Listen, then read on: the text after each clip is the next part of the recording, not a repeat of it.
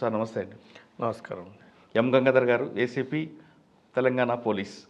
Yes. Sir Gachibowli కేసులో తీసుకుంటే చాలా ఇంపార్టెంట్ కేసు కనిపిస్తుందండి.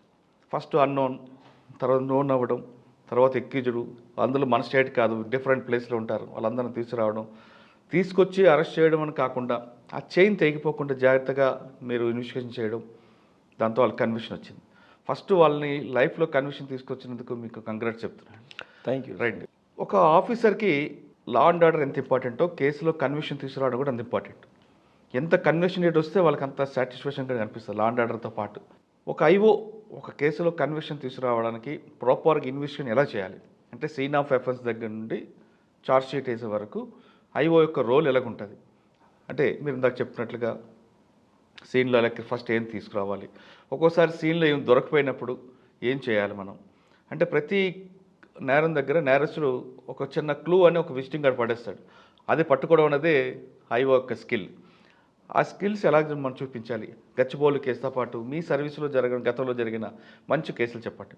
ఈ రెండు ప్రశ్నలు సమాధానం చెప్పే ముందు గంగాధర్ గారు బై చాయిసా బై ఛాన్సా యూనిఫామ్ వేసుకోవడం?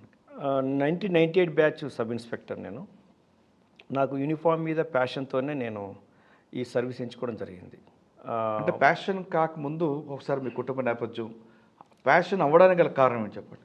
మేము నిరుపేద కుటుంబం మాది. మా నాన్నగారు అమ్మ అంత కూలి పని చేసుకొని సంచార జీవితం గడిపేవాళ్ళు. మా నాన్నగారు ఒక దగ్గర సెటిల్మెంట్ ఏర్పాటు చేయడం వల్ల అక్కడ చదువుకోవడం. ఎక్కడ native Nizamabad. Nizamabad Armoor Nizamabad district. Okay. Armoor town Nizamabad district. చదువుకోవడం, యూనివర్సిటీకి ఉస్మాన్ యూనివర్సిటీకి సెలెక్ట్ కావడం, అక్కడ హాస్టల్లో ఉండి చదువుకోవడం, సబ్ ఇన్స్పెక్టర్ పోస్ట్ వచ్చే వరకు కూడా యూనివర్సిటీలో ఉన్నాను. బట్ అంతకంటే ముందు నాకు ప్యాషన్ ఏర్పడడానికి కారణం ఏంటంటే నేను ఎన్సీసీ క్యాడెట్.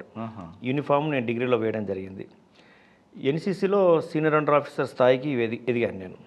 అదేవిధంగా అక్కడ ఉన్నటువంటి కొన్ని క్యాంప్స్ అన్నీ కూడా బాగా ఎఫెక్టివ్గా అటెండ్ చేయడం, క్యాంప్స్లో కాంపిటీషన్స్ అన్నీ కూడా మంచి ప్లేస్ సాధించడం, అట్లా ప్యాషన్ ఏర్పడింది.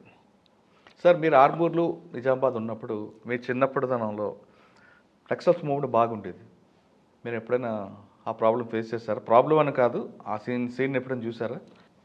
చూసేది. మేము ఒక విలేజ్ నుంచి ఒక విలేజ్కి వెళ్తున్నప్పుడు దళాల మూవ్మెంట్ కనపడేది. నక్సల్స్ తిరుగుతున్నటువంటి రోడ్ క్రాస్ చేస్తున్నప్పుడు కానీ, ఫారెస్ట్లో తిరుగుతున్నప్పుడు కానీ మాకు కనపడేది. ఎందుకంటే అప్పుడు 98 కంటే ముందు విషయం ఇది. 1998 మా సెలక్షన్ 98 కంటే ముందు కాబట్టి అప్పుడు నక్సల్స్ ప్రభావిత ప్రాంతాల్లో నక్సల్స్ యొక్క కదలికలు బాగానే ఉన్నాయి, కనపడేది మాకు. కానీ మీరు ఆ భావజాలం వైపు వెళ్ళలేదు? ఆ భావజాలం వైపు పోలేదు. చదువుకోవాలి, బాధ్యత గల ఉద్యోగం చేయాలి. ఆ ఉద్యోగం కూడా ఒక ఎగ్జిక్యూటివ్ ఉద్యోగం చేయాలి. ఆ ఎగ్జిక్యూటివ్ ఉద్యోగం ద్వారా మనకే కాదు మన చుట్టుపక్కల వాళ్ళకి, సమాజానికి కూడా ఉపయోగపడాలి, అందరికి ప్రొటెక్టివ్గా ఉండాలి అనేది నేను కోరుకున్నటువంటి నేపథ్యం. అది నాకు సక్సెస్ఫుల్గా నేను సర్వీస్లో రావడం వల్ల నాకు అనిపించింది అది. సో 98 బ్యాచ్లో మీరు సెలెక్ట్ అయ్యారు. ఫస్ట్ పోస్టింగ్ ఎక్కడండి? First posting after training Aleru first posting Nalgonda district, ఇప్పుడు యాదాద్రి భువనగిరి జిల్లా. అక్కడి నుంచి పోస్టింగ్స్ ఒక 10 సంవత్సరాల వరకు నల్గొండ జిల్లాలో అయ్యాయి. సార్ నల్గొండకు వెళ్ళకముందు మీరు ఆలేరు మన అప్పలో ట్రైనింగ్ అయిన తర్వాత పాసింగ్ అవుట్ పైరెట్, ఒక చిన్న కుటుంబం నుంచి ఆ స్థాయికి వచ్చిన మీకు మీ అమ్మగారు నాన్నగారు చూసేమన్నారండి? మా అమ్మగారు నాన్నగారు నేను సబ్ ఇన్స్పెక్టర్ సెలెక్ట్ అయిన తర్వాత వాళ్ళు నమ్మలేదు. ఎందుకంటే ఎదురుగున్నటువంటి మా అంకులు మల్లేష్ గారు అని ఉండేవారు. నేను యూనివర్సిటీలో పీజీ చేస్తున్న సమయంలో నేను సెలక్షన్ అయ్యాను. నాకు అప్పుడు వయసు 22 సంవత్సరాలు, 21 క్రాస్ 22 సంవత్సరాలు. యూనివర్సిటీలో ఒక రూమర్ ఏముందంటే ఫస్ట్ అటెంప్ట్లో రాదు సివిల్ సబ్ ఇన్స్పెక్టర్ అనేది ప్యాషన్ అవ్వడం అనేది. ఫస్ట్ అటెంప్ట్లో రాదు, 2-3 అటెంప్ట్ చేస్తే వస్తుంది అనేది ఒక అపోహ ఉంది. ఆ అపోహను బ్రేక్ చేస్తూ నేను ఫస్ట్ అటెంప్ట్లోనే శ్రద్ధగా చదువుకున్నాను.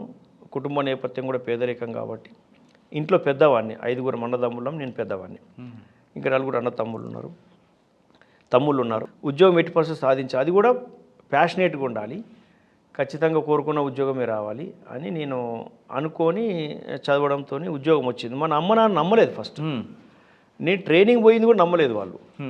ఒకరోజు అకాడమీకి వచ్చి నన్ను ప్రత్యక్షంగా చూసిన తర్వాత ఓహో ఇంతమంది ట్రైనింగ్ చేస్తారు అందులో నువ్వు ఒక్కడివి, సబ్ ఇన్స్పెక్టర్ పోస్ట్ వచ్చింది ఒక్కరికి వచ్చిందా అసలు రాలేదా అనేది పెద్ద డౌట్ వాళ్ళకి. వచ్చిన తర్వాత చూసిన తర్వాత ఆ ట్రైనింగు, ఆ పీటీ, ఆ గ్రౌండు, హాస్టల్లో మెస్సు ఇవన్నీ చూసిన తర్వాత ఒక్కొక్కసారిగా వాళ్ళలో ఆనంద బాష్పాలు నాకు కనపడ్డాయి.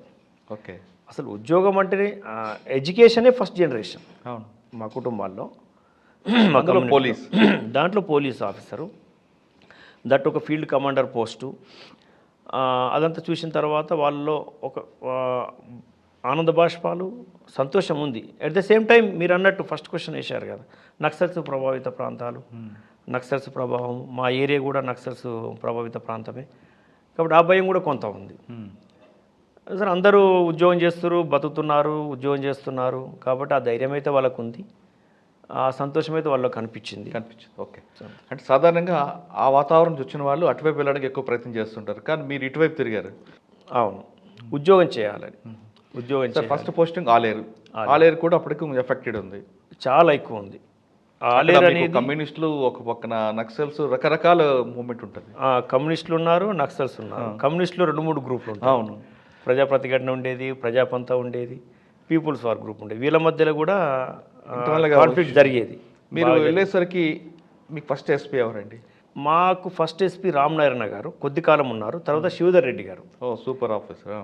శివధర్ రెడ్డి గారి యొక్క నాయకత్వము, వారి యొక్క విధి నిర్వహణ, వారికి ఉన్నటువంటి వృత్తి నైపుణ్యము చాలా అమోఘంగా అనిపించేది మాకు.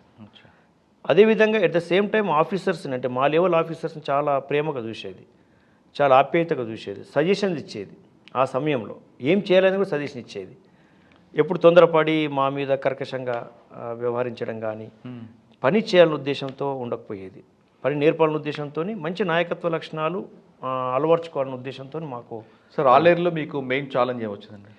మెయిన్ ఛాలెంజ్ అక్కడ ఒక కొత్త రిక్రూట్కు ఇవ్వాల్సిన పోస్టింగ్ కాదు యాక్చువల్లీ.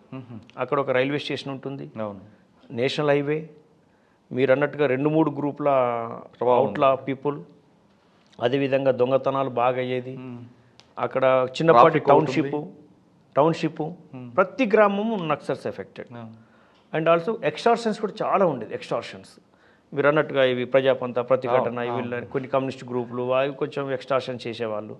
ఎక్కడో నేషనల్ హైవే కాబట్టి ఆఫెన్సెస్ జరిగేది, రాబరీ జరిగేది.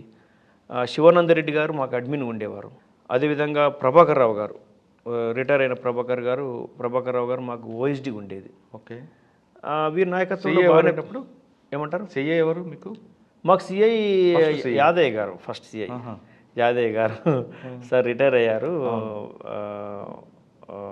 వరంగల్ నుంచి సైబరాబాదు అడిషనల్ డీసీపీ చేశారు అడ్మిన్గా. వారు మా ఫస్ట్ సిఐ. వారి నాయకత్వంలో కూడా మేము బాగా పని నేర్చుకున్నాం. మా డిఎస్పి రవీందర్ రెడ్డి గారు, భువనగిరి డిఎస్పి. అవును. ఇక వారిని అప్పుడు టైగర్ అనేవాళ్ళు. అసలు టైగర్ అంటే ఎలా ఉంటుంటే మేము ప్రత్యక్షంగా చూసాం.